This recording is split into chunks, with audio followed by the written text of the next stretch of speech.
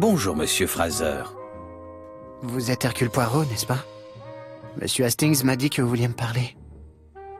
En effet, je sais que le moment est mal choisi, mais j'aimerais vous poser quelques questions.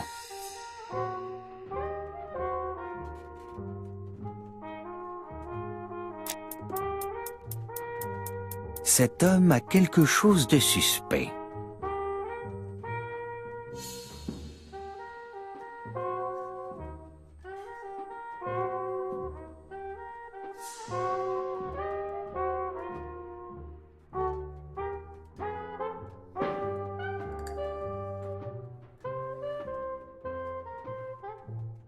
Donald Fraser est dans un sale état, comme s'il n'avait pas dormi de la nuit, et il boit du White Horse.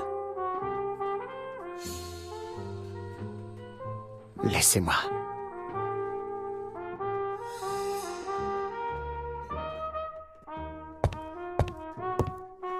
Je ne veux pas de ce jeune homme ici.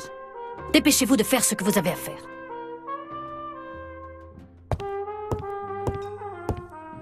Dites-moi que c'est faux. Betty n'est pas morte.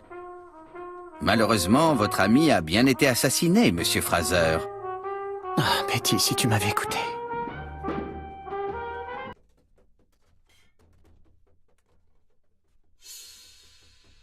Vous avez rendu visite à Betty hier après-midi?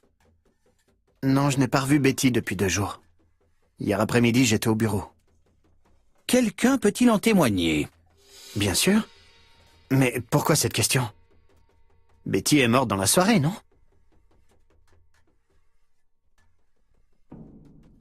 Un client est venu seul au Ginger Cat hier et a consommé un whisky White Horse. Or, vous semblez apprécier cette marque.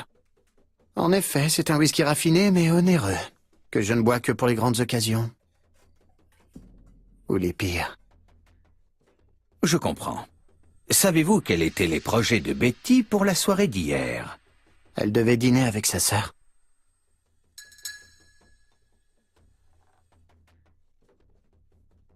Pourtant, Megan n'est de retour avec Seal que depuis ce matin, Monsieur Fraser. Je l'ignorais. Soit.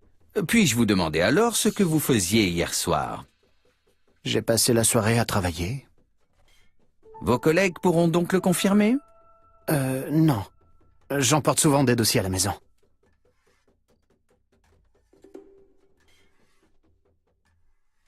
Vous n'avez donc aucun alibi, Monsieur Fraser. C'est vrai. Mais ça ne fait pas de moi un assassin pour autant, monsieur le détective. À présent, laissez-moi, je vous prie.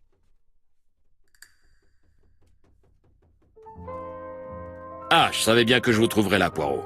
Me suis laissé dire que le petit ami de la victime était ici. Oui, il est à vous, inspecteur. Tâchons à présent de faire fonctionner nos cellules grises.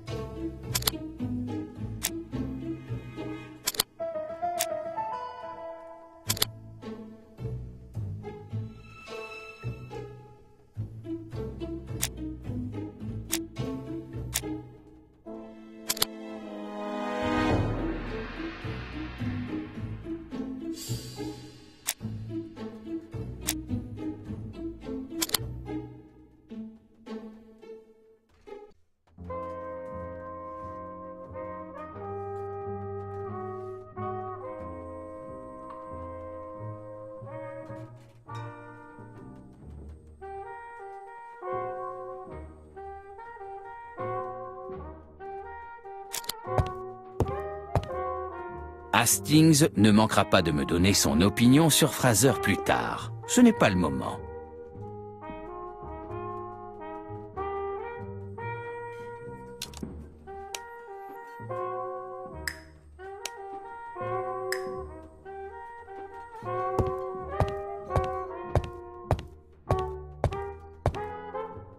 Inutile d'insister. J'aurai certainement l'occasion de le réinterroger.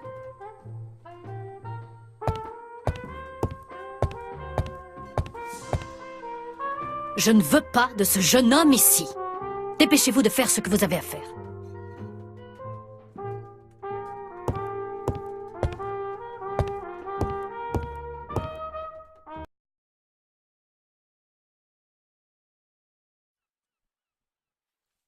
Fraser n'a pas d'alibi, et il est d'une jalousie extrême.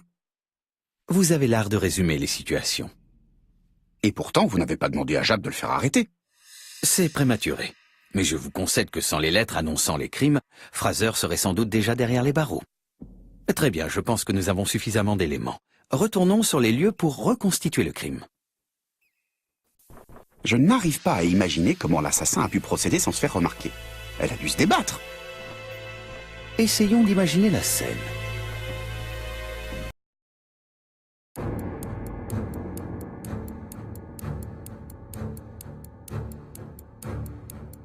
Le tueur et la victime se baladent sur la plage. Miss Betty a son sac, une ceinture à la taille et ses chaussures à la main. Tous deux marchent tranquillement jusqu'à la cabine numéro 5.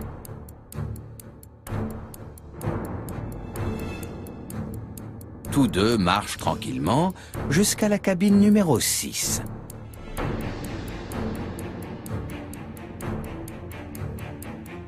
Miss Betty entre dans la cabine. Elle en ressort sans ses affaires. Puis, elle cache son code.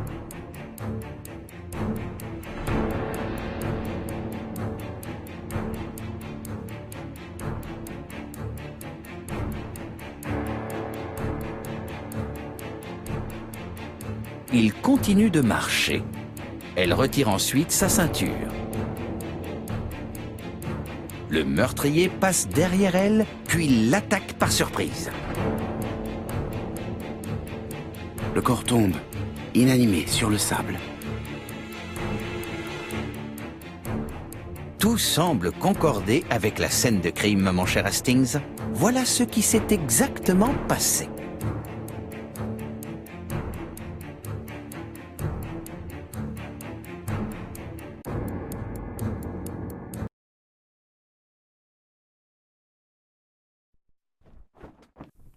Sans l'indicateur abaissé, on aurait soupçonné M. Asher et M. Fraser.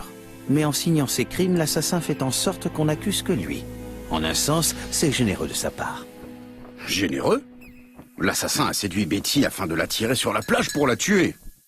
Effectivement, la jeune femme était certes frivole, mais pas inconsciente au point de suivre un parfait inconnu. Que comptez-vous faire, Poirot? Rentrez à Londres, mon cher Hastings.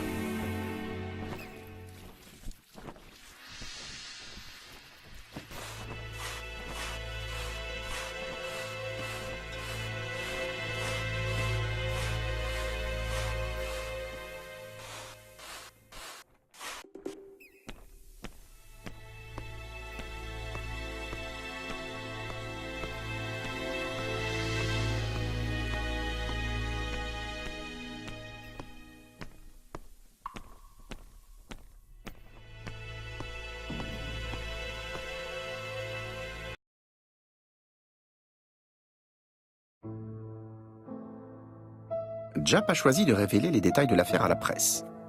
Le meurtrier à l'alphabet est célèbre maintenant. Ce n'est pas un mauvais calcul. Plus il y a de gens au courant, plus grandes sont nos chances de voir remonter un témoignage intéressant. Poirot, j'ai un pressentiment.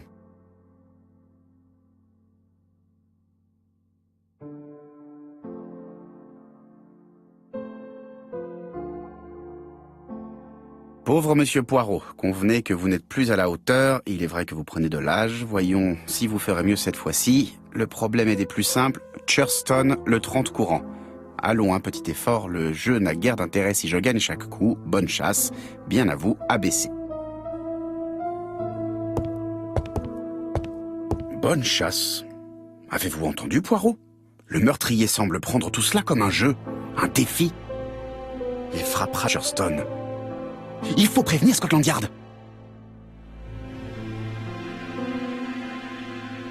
Hastings, le 30, c'est aujourd'hui.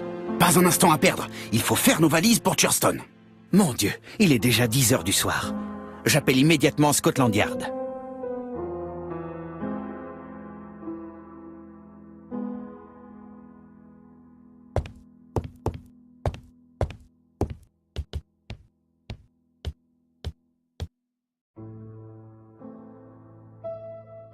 Ah, un peu de fraîcheur.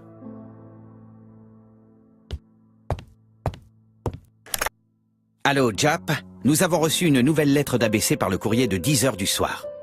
Où et quand? À Churston, aujourd'hui même. Aujourd'hui?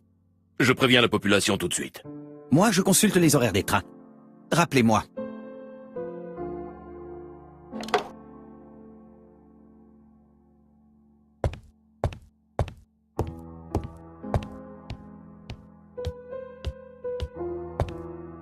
Ce n'est pas le moment. Hastings, ce que vous faites est une véritable catastrophe. Enfin, est-ce une manière de ranger les valises?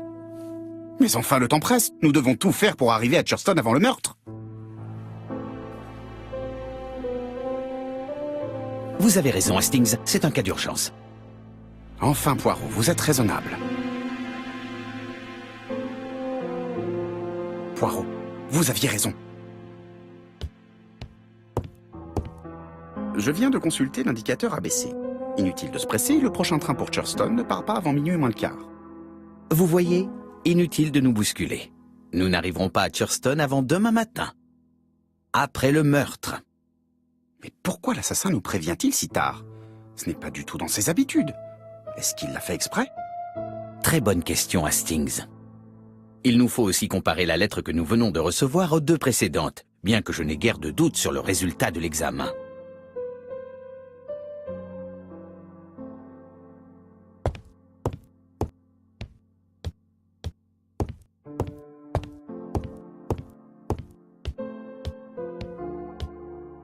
Ce n'est pas le moment. Ce n'est pas le moment.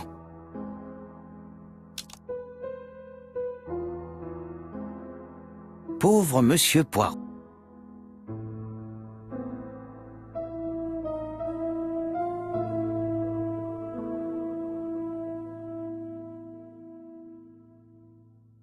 Ce n'est pas le moment.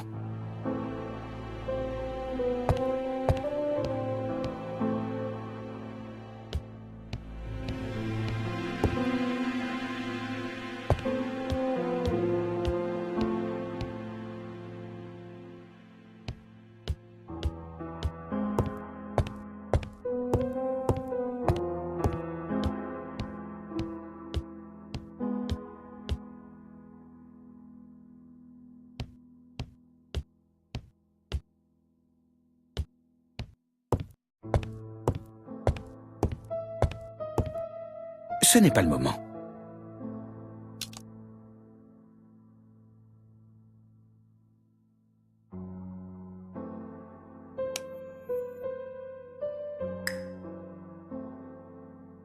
Ce n'est pas le...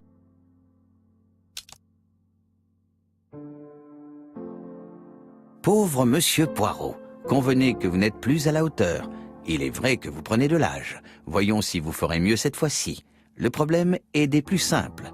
Churston, le 30 courant. Allons, un petit effort. Le jeu n'a guère intérêt si je gagne à chaque coup. Bonne chasse, bien à vous, ABC.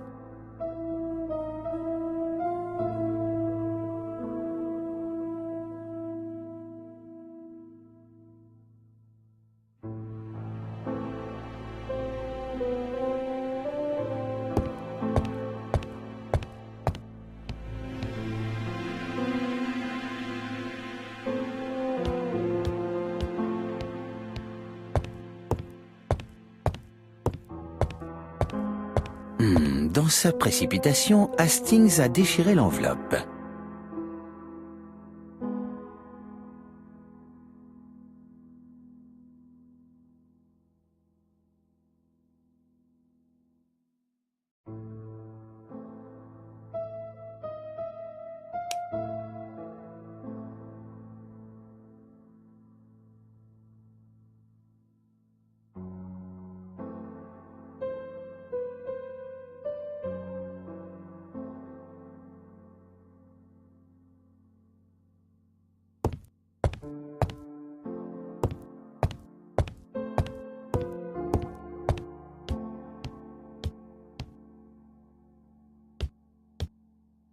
Bien, comparons cette nouvelle lettre avec la deuxième.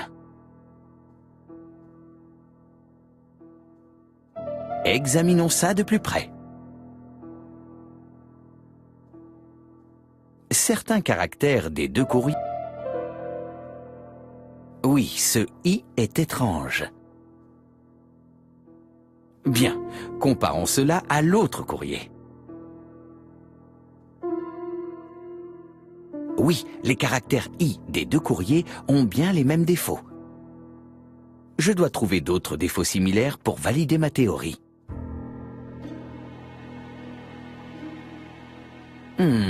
Le W n'est pas parfaitement imprimé. Bien, comparons cela à l'autre courrier. Bien sûr, les caractères W des deux courriers ont bien les mêmes défauts. Je dois trouver d'autres défauts similaires pour valider ma théorie.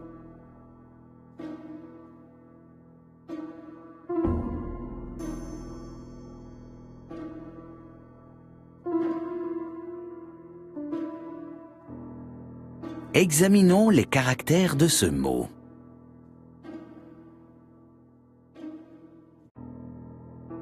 Oui, le A semble assez particulier. Bien, comparons cela à l'autre courrier. C'est ça, les caractères A des deux courriers ont bien les mêmes défauts. Ma théorie était exacte. Ces deux courriers ont été écrits avec la même machine. Tâchons à présent de faire fonctionner nos cellules grises.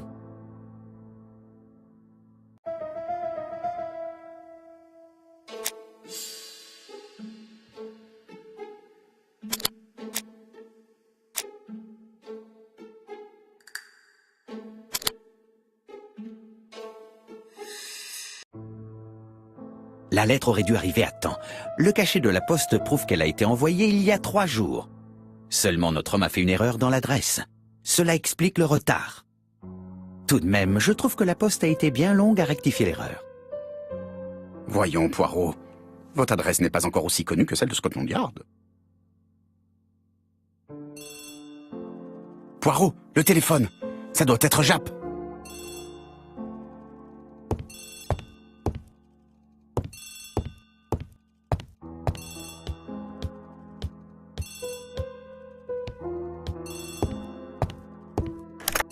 J'ai des nouvelles de Churston. De mauvaises nouvelles. Sir Carmichael Clark a été tué pendant sa promenade du soir. Sir Carmichael Clark. Ce nom m'est familier. C'était un pneumologue réputé, l'un des meilleurs de Londres. Un homme riche. Il avait pris sa retraite à Campside, une belle maison près de la mer. Il collectionnait les antiquités. Vous vous rendez sur place? Oui. Retrouvons-nous dans le train.